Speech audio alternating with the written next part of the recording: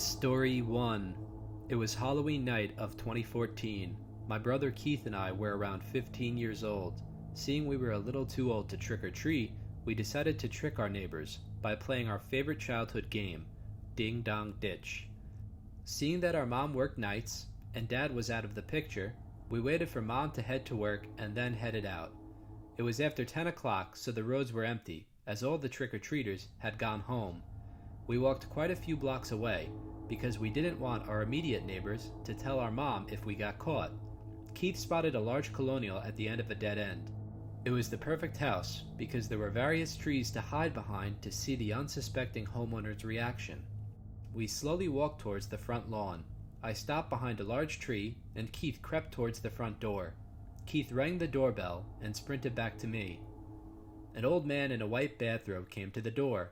He opened and walked onto the stoop. "Stay away from my house!" he shouted into the night. Keith and I struggled to contain our laughter. The old man shut the door and went back inside. As I began walking back toward the street to find another house, Keith stopped me. "Let's get this old creep again." "All right, just don't get caught, man," I answered cautiously. Keith slowly returned to the front door. He rang the bell and ran down the stoop. This time, he tripped down one of the stairs. The old man came out of his house with a large baseball bat. "Run!" I screamed to Keith as he struggled to get to his feet. Keith stumbled across the lawn, and we started making our way down the street. The old man was still chasing after us. He was not more than 10 feet behind. Suddenly, Keith screamed and fell to the ground, grabbing his ankle. I'm ashamed to say this, but I kept running. I was so afraid. I ran directly home and called my mom to tell her what happened. We called the police and went down to the old man's house. He claimed he did not know what we were talking about. He even let the police search his house, and they did not find a shred of evidence that Keith was ever there. That was the last night I saw my brother. Keith, I'm so sorry I didn't stop to help you. I will carry this burden for the rest of my life.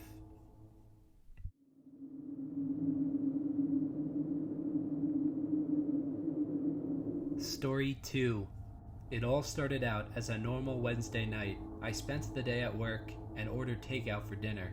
I live in a rural area and have a few acres of property.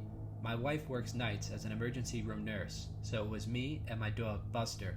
As I sat down to enjoy some Netflix and a beer, my doorbell rang. Slightly shocked that someone was here so late, I walked to my door and peered through the glass window at the top. A young boy was standing there. I opened the door. "Hey kid, can I help you?" "Hi mister, I didn't think you were usually home this time of night. I have got some candy I need to sell for Boy Scouts. Want any?" No, I'm okay. Have a good night," I said as I closed the door. I was a little creeped out at that point.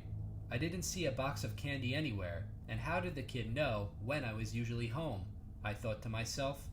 I brushed it all off as a product of my exhaustion from a hard day's work and continued watching Netflix. Suddenly, Buster started going ballistic. He was barking profusely and would not let up. As soon as I stood up to let him go outside to use the bathroom, my doorbell rang again. Annoyed at this point, I walked quickly to the front door. I peered out the window and my stomach sank. There were 6 large men with gray bags over their faces. Holes exposed their eyes and mouths.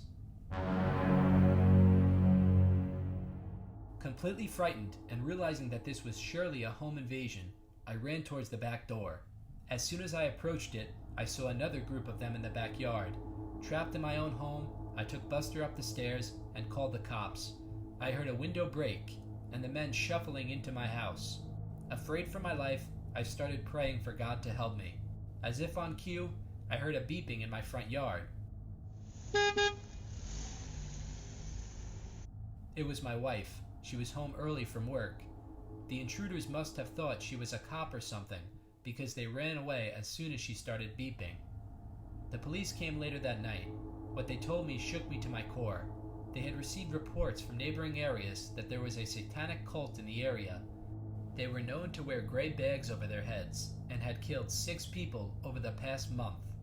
Needless to say, I stopped answering the door at night and installed an alarm system. Always be careful when getting the door.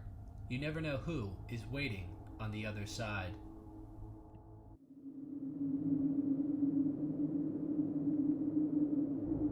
Story 3.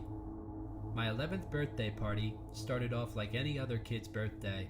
My parents invited all of my friends over for a backyard pool party. After a day of swimming and games, my friends Joe and Mike slept over. After my parents went to bed, we decided we would go outside and play a classic summer game, Ding Dong Ditch. We quietly snuck out the back door and made our way through the neighborhood. After getting a few houses good, we were on top of the world. All the neighbors would open their front doors and start screaming as we ran away. It was great. Before we were gonna head back, I knew I wanted to prank Miss Torrance's house. Miss Torrance was an old lady that lived alone. She would always yell at us if we walked on her lawn. We were gonna get her good. We slowly approached the front lawn. The entire house was pitch black. We weren't sure she was even home. Joe and Mike hid behind the oak tree in the front yard. It was my turn to ring the bell. I slowly approached the front door and walked up the stoop. I rang the bell. It remained silent. I tried a few more times, but to no avail. Not wanting to give up, I opened the screen door and knocked loudly. As soon as I got off the stoop, I heard yelling. It wasn't Miss Torrance. It was an angry man. "What are you doing out there, little twerp? Get over here," the man yelled. As I continued running away, I glanced behind me. The man was no more than 5 feet away. Startled by Mike and Joe's screams, I slipped on the grass. The man grabbed me by my shirt and lifted me straight off the ground. "Now I've got ya," he screamed into my face. His breath reeked of liquor. Suddenly, a car approached the house. The man threw me on the ground and sprinted down the street. We called the police later that night. When my parents told me what had happened, my mind shattered. Miss Torrance was dead. The man broke in, stabbed her, and lived in the house, all while her corpse laid rotting in one of the bedrooms.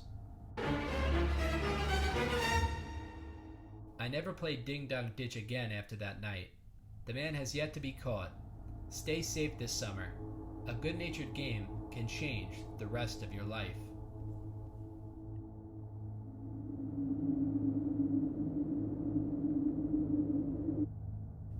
Hey guys, Scare Central here. If you enjoyed this video, please like and subscribe. This channel has been growing so fast, and I'm excited to watch this trend continue. If you know anyone who might enjoy this channel, please share it with them. If we work together, we can make Scare Central the future of all things horror. Please comment below with any story ideas you may have. And as always, stay scared.